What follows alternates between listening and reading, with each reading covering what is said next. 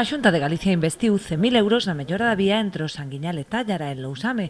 Esta actuación, que acaba de concluir, supón a continuidade dunha primeira fase que xa se executara entre Porto Bravo e Tállara, completando así a mellora dunha das estradas principais que vertebra non só o concello de Lousame, senón toda a comarca. A Xunta de Galicia investiu 100.000 euros en mellorar a capa de rodaxe desta estrada de máis dun quilómetro, que ve mellorar a súa confortabilidade e tamén, por suposto, a seguridade vial, que é un dos obxectivos que temos desde a Consellería de Infraestructuras e a Xunta de Galicia. Por lo tanto, queremos agradecer tamén a colaboración do Concello, xa que si ben é verdade que a Xunta de Galicia pon os recursos e o financiamento, é o Concello o que falla e executa a obra, o que se cargou precisamente de executar a actuación.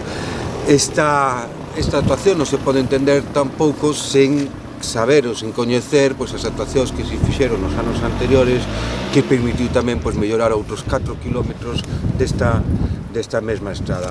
Ademais de agradecer os investimentos en mantemento de estradas tan necesarios nun concello rural e disperso como Lousame, a alcaldesa aproveitou para demandar unha reforma integral da estrada AC308, na que próximamente se executará o fresado de varios treitos. Dende o concello consideran necesaria unha obra máis ambiciosa, coa ampliación do ancho da vía e a dotación de máis elementos de seguridade. De que é unha vía que necesita unha actuación. Agora agradecemos que se vai a facer mantemento, pero necesita unha actuación en profundidade, ensanchada un pouco e que hai moitísimas bicicletas, é un problema de seguridade vial.